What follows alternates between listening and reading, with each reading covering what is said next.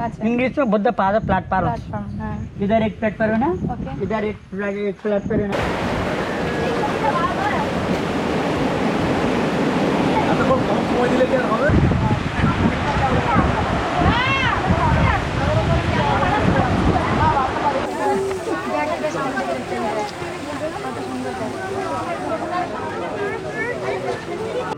নমস্কার বন্ধুরা, welcome to blog বেঞ্চের রাহি। আমাদের দিন শুরু হচ্ছে একটা পারফেক্ট ডে টু প্ল্যান নিয়ে।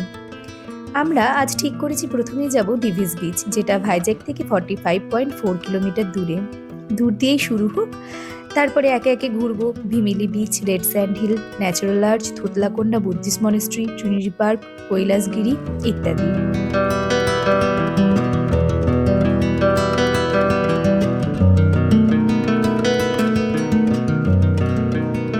সকালে ব্রেকফাস্ট সেরে সূর্যোদয় উপভোগ করে 9টার সময় বেরিয়ে পড়লাম সাইট সিনের উদ্দেশ্যে। আমরা ডে 2 আর ডে 3 ভাইজ্যাকের সাইট সিনের জন্য একটি 7 সিটার কার রেন্ট করেছি, যার ভাড়া 2 দিন যাবৎ 8,500 টাকা। আরকে বিচ থেকে প্রায় 1.5 ঘন্টা পথ অতিক্রম করে পৌঁছলাম আমাদের প্রথম গন্তব্য ডিভিস বিচে। গাড়ি থেকে নেমে মোরামের রাস্তা ধরে এগোতেই সামনে পেলাম ডিভিস বিচ। এই বিচে জিতের অনেক সিনেমার শুটিংও হয়েছে। বিশাখাপত্তনমের কাছে অবস্থিত ডিভিস বিচ একটি শান্ত ও পরিচ্ছন্ন উপকূল। এটি মূলত ডিভিস ল্যাবসের কাছাকাছি অবস্থিত, তাই এই বিচের নাম ডিভিস বিচ হয়েছে। প্রকৃতিপ্রেমীদের কাছে ভিড়ভাট্টার থেকে দূরে নিরিবিলি পরিবেশে থাকা এই বিচ একটি প্রিয় জায়গা, যেখানে সমুদ্রের দৃশ্য ভীষণ উপভোগ্য।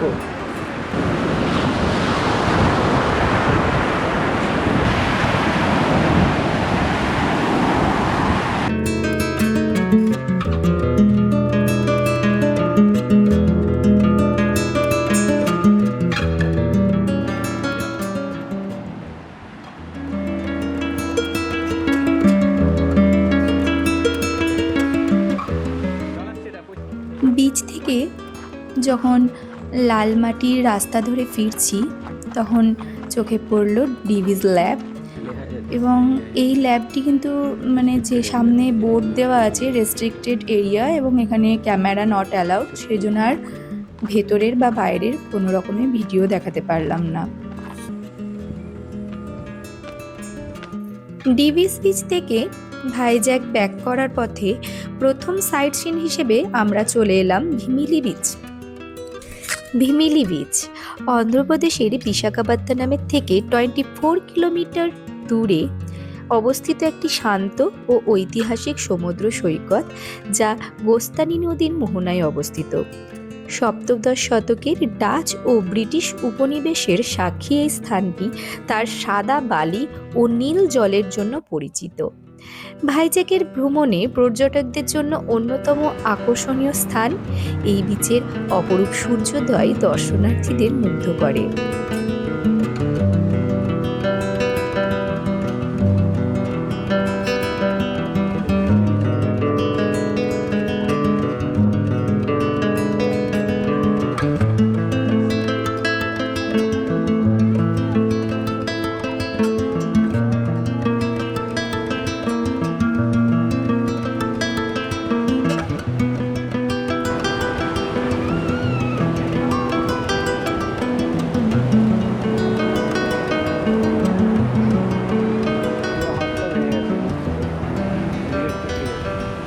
এই বিচের সামনে অনেকগুলি হোটেল রয়েছে। সমুদ্র সৈকতের অপরূপ মাধুর্য উপভোগের পর দুপুরের লাঞ্চ কিন্তু এখানে সেরে নেওয়াই যায়। আমরা বিচের পাশের একটি চেয়ারে বসে সমুদ্রের ঢেউ দেখার সাথে সাথে দুপুরের লাঞ্চটা সেরে ফেললাম।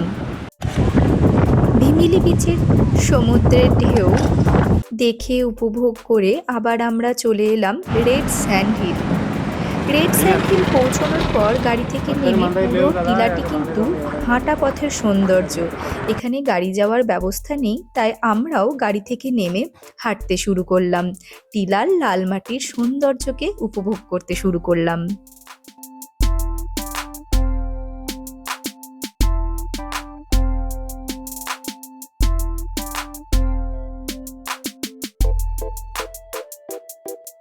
ভাইজ্যাক বিমিলি সমুদ্র সৈকতের উপকণ্ঠে অবস্থিত বিখ্যাত লালবালি টিলাগুলিকে স্থানীয়ভাবে এররামাদ্দি দ্বীপবালু বলা হয়।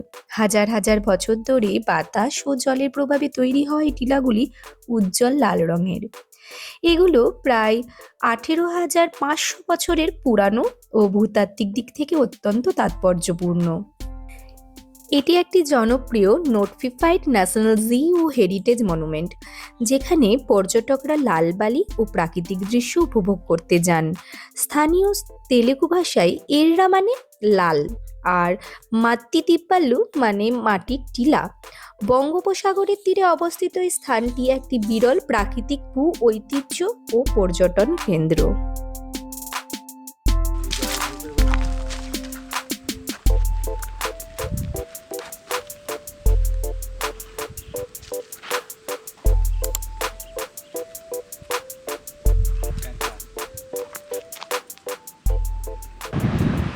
অ্যান্ড হিল দেখে ফেরার পথে রাস্তার ঠিক অপর প্রান্তে সমুদ্র সৈকতের ওপরে একটি মন্দির দেখলাম। এই মন্দিরে দেবী প্রতিমা পূজিতা হন।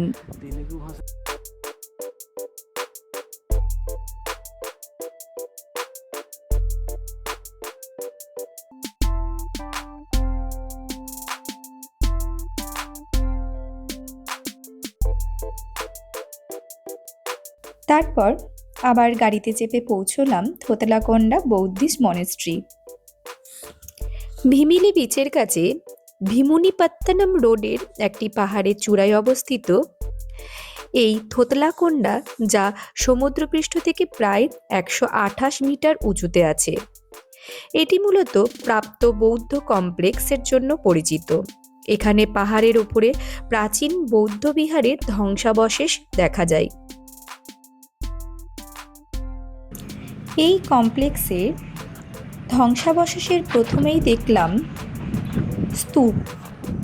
কমপ্লেক্সের মধ্যে থাকা সবথেকে বড় স্তূপটি গোলাকৃতি এবং উচ্চতার বেশ অনেকটাই।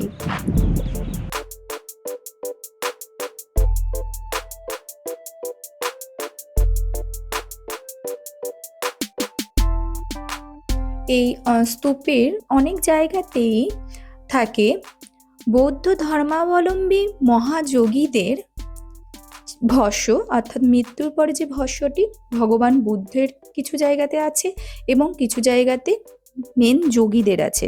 একটু এগিয়ে যাওয়ার পরেই দেখতে পেলাম মঙ্কদের থাকবার ব্যবস্থা, অর্থাৎ ছোট ছোট রুম। এই ছোট ছোট রুমের মতন যে ব্যবস্থাগুলি রয়েছে পরপর সারিবদ্ধভাবে রয়েছে এবং এগুলিকে বিহার বলা হয়। পুরো কমপ্লেক্স জুড়েই রয়েছে পাথরের রাস্তা। আমরা কিছুটা এগিয়ে যেতেই দেখতে পেলাম স্টোর রুম, অর্থাৎ যেখানে খাদ্যদ্রব্য, শস্য ইত্যাদি জমায়েত করা হতো, এবং তার ঠিক অপোজিটে মানে ফ্রন্টেই রয়েছে স্টোর কিপার রুম, যেখানে যিনি মানে এই খাদ্যদ্রব্য বা জিনিসগুলো দেখতেন, স্টোর রুমের রক্ষণাবেক্ষণ করতেন, তার রুম। আর এই যে জায়গাটি, এটি হচ্ছে কিচেন, অর্থাৎ রান্নাঘর। আর এখান থেকে এগিয়ে যেতে যেতেই চোখে পড়লো এই যে সুন্দর পাথরের মানে বসবার ব্যবস্থা এবং টেবিলের মতন, এই জায়গাটি কিন্তু ডাইনিং হল। এখানে বৌদ্ধিস্ট মঙ্কেরা খাবার মানে গ্রহণ করতেন, অর্থাৎ ভোজন করতেন।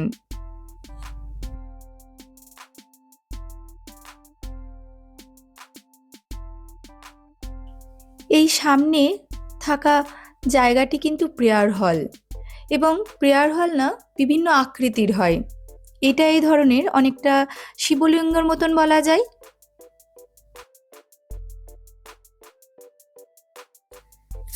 এই সামনে যে দেখতে পাচ্ছেন থামগুলো, অর্থাৎ পিলারগুলো, এটা এই সমস্ত পিলারগুলো জুড়ে কিন্তু একটি বড় মিটিং হল ছিল, এবং মিটিং হলটার এটা ধ্বংসাবশেষ পড়ে রয়েছে। এই বড় মিটিং হলটা কিন্তু কমপ্লেক্সের ঠিক মাঝখানে অবস্থিত।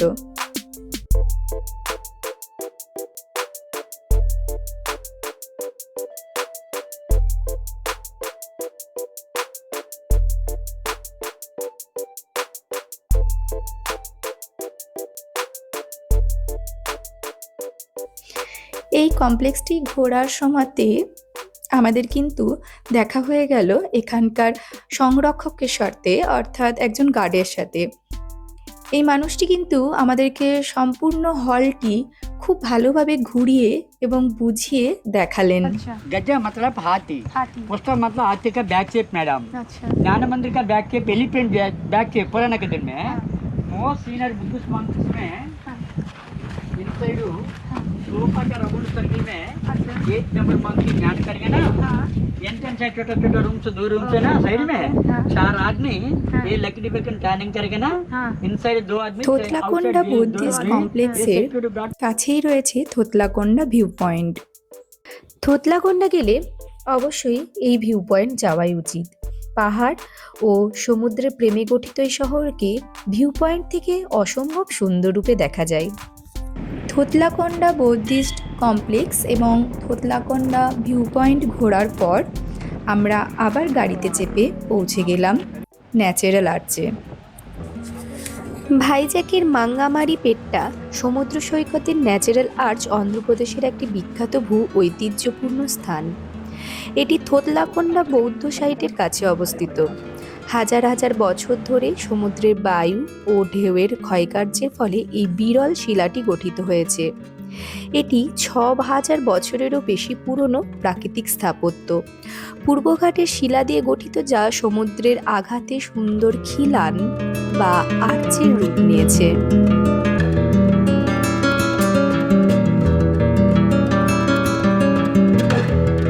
Natural park, Thotlakonda Buddhist complex এবং থোতলাকোন্ডা বিচ ভিউ পয়েন্ট ঘোরার পথে রাস্তার মধ্যেই রামোজি ফিল্ম সিটিও কিন্তু পড়ে। এটিও কিন্তু পর্যটকদের কাছে একটি দেখবার মতন জায়গা। যদি সময় থাকে তাহলে অবশ্যই রামোজি ফিল্ম সিটিটা একবার ঘুরে নেওয়াই ভালো।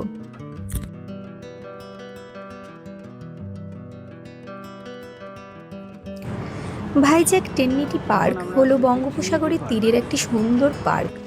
পার্ক এই নামটি এসেছে ফ্রিডম ফাইটার টেন্নিটি বিশ্বনাথমের নাম অনুসারে। এই পার্ক তার প্রাকৃতিক দৃশ্য এবং 2014 সালে হুদহুদ ঘূর্ণিঝড়ে ভেসে আটকে পড়া এমভি মা জাহাজের জন্য পরিচিত। এই জাহাজ শোনা যায় চট্টগ্রাম থেকে আসে। তবে হ্যাঁ, বলে রাখা ভালো যে এই জাহাজের মধ্যে কিন্তু যাওয়ার বা ঘুরে দেখবার ব্যবস্থা নেই। এটি প্রতিদিন সকাল 6টা থেকে রাত 9টা পর্যন্ত খোলা থাকে। এই পার্কের কোনো প্রবেশ মূল্য নেই। রাত অনেক হয়েছে, এবার ফিরতি পথের পালা। তাই শেষ সাইট সিন হিসেবে দেখতে গেলাম কৈলাসগিরি। ভাইজ্যাকের অন্যতম জনপ্রিয় পর্যটন কেন্দ্র হলো কৈলাসগিরি। এটি একটি পাহাড়ের ওপরে অবস্থিত পার্ক, যেখান থেকে বে অফ বেঙ্গল এবং শহরের 360 ডিগ্রি দৃশ্য দেখা যায়। পার্কটি 173 মিটার উচ্চতায় অবস্থিত। এর প্রধান আকর্ষণ শিব পার্বতীর 12 মিটার উচ্চতার বিশাল শ্বেতপাথরের মূর্তি, toy train, floral clock, ropeway. সকাল 10:30 থেকে সন্ধে 7টা পর্যন্ত এখানকার টয় ট্রেন চলে।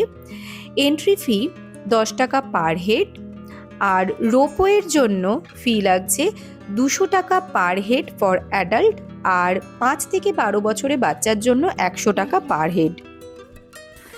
ভাইজ্যাক সেকেন্ড ডে ট্যুর এখানেই সমাপ্ত করলাম, কিন্তু ভাইজ্যাকের গল্প এখনও বাকি থাকলো। নেক্সট ব্লগে আমরা ভাইজ্যাকের নতুন জায়গায় যাব, আর এই ভিডিও থেকে বেরিয়ে দেখা হবে নেক্সট ভিডিওতে। ততক্ষণের জন্য বিদায় সকলকে।